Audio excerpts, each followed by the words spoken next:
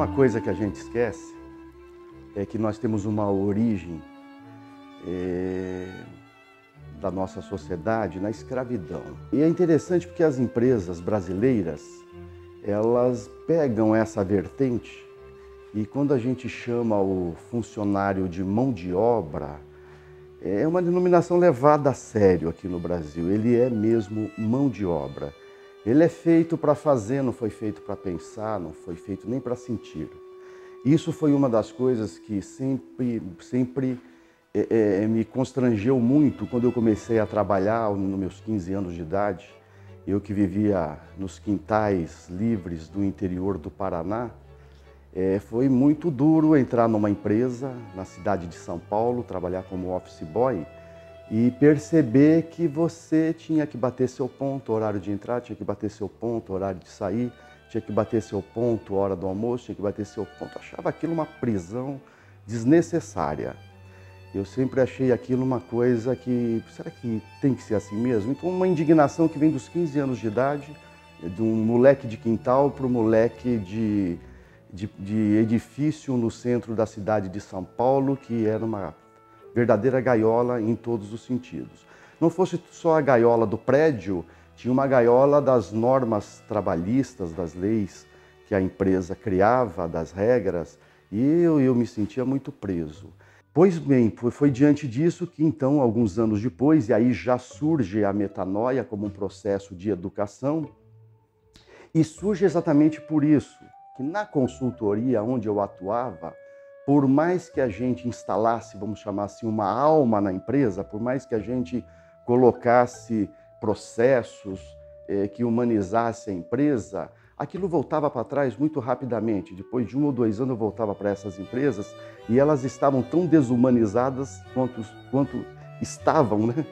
Quando eu as encontrei. Porque a mentalidade do líder ou do empresário não havia saído de lugar.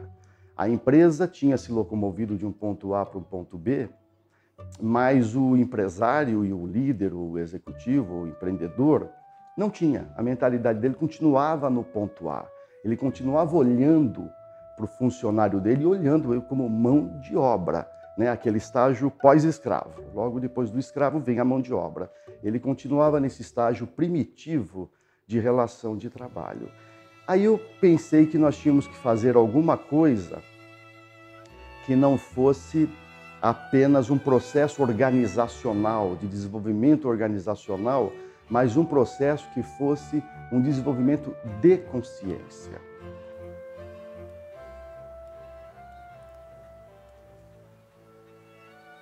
A minha parceria com a Metanoia entra exatamente no processo em que as pessoas estão revendo a sua história e aquilo que não foi benéfico, que nós podemos transformar. Então, olho em profundidade para mim mesmo, como um indivíduo, não só como uma empresa, como uma sociedade, mas como que este indivíduo na empresa e na sociedade se manifesta. E do que é que eu posso me arrepender? O que é que eu posso transformar em mim? O que é esta metanoia? Porque o arrependimento sozinho não serve para nada. Se eu digo, puxa, eu fiz essas coisas, fui movido pela ganância, raiva e ignorância, que dentro do budismo são os 3 princípios, os 3 venenos que nos atrapalham a vida, mas se eu não tenho em mim uma proposta de transformação, que é o que a metanoia se propõe, não serve para nada. Eu continuo repetindo os erros. Então eu acredito muito que o projeto do Roberto Tranjan, que vai bater comigo, é este, que nós acreditamos na transformação do ser humano, na percepção das suas falhas, na percepção de seus acertos, o que eu quero continuar e de que maneira eu continuo, e o que eu quero modificar e como que eu posso modificar. Nós temos que partir para um processo de educação, ou seja, de mudança de modelo mental. Nós precisamos trabalhar a cabeça do líder, não a obra. A obra vai andar se ele andar. Se nós levarmos o modelo mental do líder de um ponto A para um ponto B, a obra vem atrás, é nela que nós precisamos trabalhar. E esse início, né, foi por conta também de uma indignação, um desejo de contribuir, né, de uma forma mais incisiva, mais decisiva com as empresas, mas também uma indignação por conta da mudança profunda e necessária para o mundo dos negócios.